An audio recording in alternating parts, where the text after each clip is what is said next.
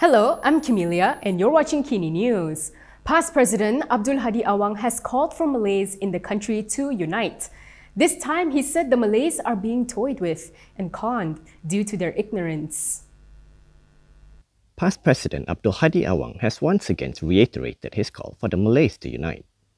He said this is as they are being toyed with and conned due to their own neglect and ignorance. On a post on Facebook, Hadi said the Malays have become victims of the country's politics and are being plagued by corruption, moral decay, and division among themselves. As such, Hadi urged the Malays to not let go of the remaining political power due to their own conduct. He said they should save the situation today by uniting the Malay Muslims, like how the Prophet Muhammad united the Arabs. Hadi also reiterated his support for former Prime Minister Dr Mahathir Mohamad's Malays People Proclamation, which he and several other past leaders signed to save the Malay race. He also slammed the Malays who work with the non-Muslims and non-Malays, who he claimed are the biggest plunderers. Without mentioning names, Hadi said also working with them are parties which have extreme political stances against the Malays and Islam, media outlets which carry the devil's voice, and academics whose brains are kept in their stomachs and jump like monkeys between branches where there are more fruits. Hadi and other past leaders have been very vocal in calling for Malay unity after the party lost federal power in the 15th general election. This is not the first time that he has turned his guns against the non-Muslims and non-Malays. Despite a legal suit pending in court, Anwar and his predecessor, Dr Mahathir Mohamad, are still trading remarks over the issue of assets. The latest is from Dr Mahathir in relation to Anwar's stint as Deputy Prime Minister. Former Prime Minister Dr Mahathir Mohamad has challenged Prime Minister Anwar Ibrahim to declare how much he was worth when he served as his Deputy Prime Minister from 1993 to 1998. He also claimed that Anwar was among the past leaders accused of helping cronies. He was responding to Anwar's call for him to reveal how much he and his family are worth, which is now the subject of a 150 million ringgit defamation suit. In a post on Facebook, Mahathir said apparently leaders of the past enriched themselves through corruption, and Anwar has dozens of boxes of evidence. He said, if there is evidence, then Anwar should reveal them and charge them in court. However, instead of hauling these leaders to court, Mahathir said the Prime Minister is asking them to declare their assets and to use their personal wealth to aid the poor. He also called on Anwar to reveal his wealth when he was Deputy Prime Minister and help the people with his own money, not government funds. Since Anwar claimed to have knowledge of his wealth, Mahathir said there is no need for him to make a public declaration. He called on Anwar to show the evidence in court on how much he was worth. On May 3rd, Mahathir had filed a 150 million ringgit lawsuit against Anwar over claims that the former premier had amassed wealth for personal riches while in power. According to a copy of the statement of claim, Mahathir alleged that Anwar, who is also Harapan chairperson and PKR president, made untrue and baseless statements with the intent to create a negative perception against him. The hearing for Najibs' 1MDB corruption trial had been scheduled for today and tomorrow. However, it has now been postponed to Thursday. This was after Najib was given a 2-day medical leave. The Kuala Lumpur High Court has postponed former Prime Minister Najib Abdul Razak's 2.28 billion ringgit 1MDB corruption trial. The hearing had been originally scheduled for today and tomorrow. The court was informed by a Kajang prison medical officer this afternoon that the Kuala Lumpur hospital has issued a 2-day medical leave for Najib as he is suffering from diarrhea. When summoned for an explanation by trial judge Colin Lawrence Sequira, Dr Muhammad Hafiz Muhammad Hoshni said that an assistant medical officer at the prison informed him that Najib had a stomach ache and diarrhea since last night. He said he examined Najib at around 7:30 a.m. and Najib said he had a stomach ache and went to the toilet to defecate 4 times. He said he had given Najib charcoal tablets and after 10 minutes, Najib said he was still feeling the same. Hafiz then referred Najib to HKL after examining him further and finding that he had mild dehydration and a slight fever with a temperature of 37.8 degrees. According to him, Najib was brought to HKL between 9:30 a.m. and 10 a.m. this morning. In response to a question on Najib's condition, Hafiz said Najib looked tired, lethargic and dehydrated.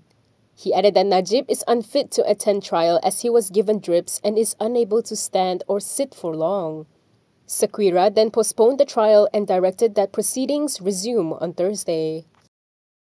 Human Resources Minister V. Sivakumar has confirmed that 5 officers in his ministry were sacked. However, he did not elaborate when questioned further about the matter. Human Resources Minister V. Sivakumar has confirmed that 5 of his officers have been sacked. This comes amid an ongoing corruption and abuse of power probe on the Ministry of Human Resources. However, Sivakumar sidestepped questions on who ordered the termination of their contracts. Adalah untuk kerana kita pastikan bahawa kementerian dapat berfungsi dengan lancar dengan baik. Arahan YB atau arahan PMO? Arahan YB itu adalah isu yang lain. Hari ini kita akan bincangkan tentang Sivakumar said this after launching an occupational health and safety event in Bangi this morning. He later left without taking additional questions on the termination, including why the officers were sacked when they have yet to be charged or found guilty. Last week, Malaysia Kini reported that the 5 officers had their services terminated with immediate effect, while another was transferred to the Public Services Department. All 6 officers were appointed by Sivakumar. A source from the Prime Minister's department said their contracts were terminated because of the MACC probe, while others were due to poor performance. Last month, the MACC raided the Human Resources Ministry in Putrajaya and arrested the minister's senior officer over allegations of corruption in the migrant workers' recruitment process. The MACC also remanded Sivakumar's private secretary for 4 days, while the minister himself was summoned for questioning. Sivakumar later suspended 3 of his senior aides, including the private secretary and special functions officer, who had been detained by the MACC. Moving on to the Transport Ministry, Anthony Loke is seeking a meeting with MACC Chief Azam Baki. This came following a report on Azam's revelation of misconduct involving staff from some government agencies, including one under the MOT. Transport Minister Anthony Loke said he will request a meeting with MACC Chief Commissioner Azam Baki to seek an explanation on alleged misconduct by staff of an agency under his ministry. He said this in response to a question about a news report on the matter. Saya tak ada maklumat sebab ini melalui laporan media. Namun begitu, oleh sebab beliau ada menyebut berkenaan dengan agensi dan jabatan di bawah Kementerian Pengangkutan, maka saya akan mengambil langkah proaktif. Saya akan memohon temu janji dengan KPSPRM untuk bertemu dengan beliau untuk mendapatkan laporan lanjut dan saya akan memberikan kerjasama sepenuhnya. Loke said he viewed the news report seriously and the meeting with Azam was a preliminary step before taking any action to be fair to any officer or staff who may be involved and avoid pointing fingers without evidence. He added that he would not compromise with any misconduct and will cooperate fully if the report has strong evidence. He added that another step that would be taken is to obtain a list of staff names and cases involving them. Earlier today, an English daily reported on Azam's revelation that some government agencies have been ignoring over 500 reports of misconduct involving their staff, despite the MACC recommending them to take action. The agencies include the Road Transport Department, the police, religious authorities, and hospitals.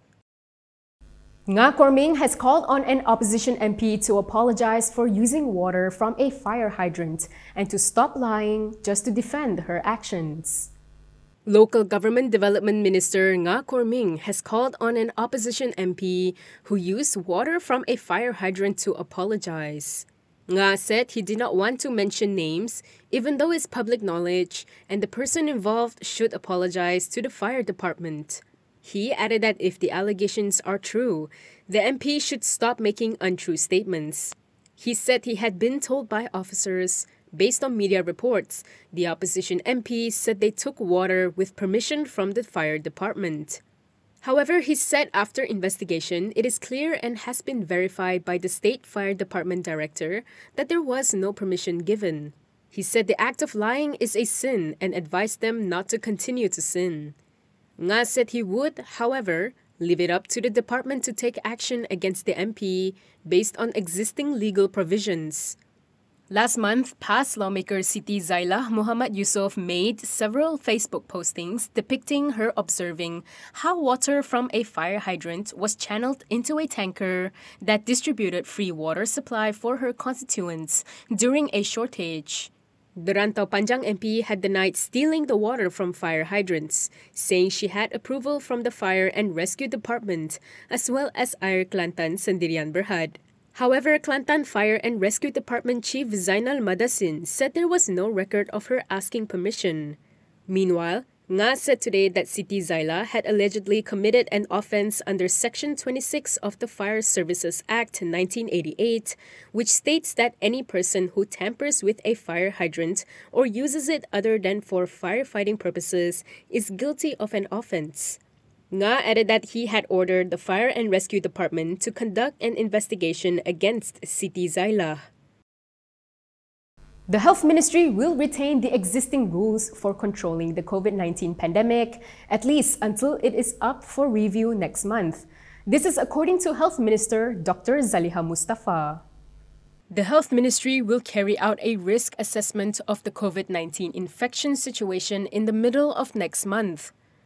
This is following the announcement by the World Health Organization that the epidemic is no longer categorized as a global health emergency.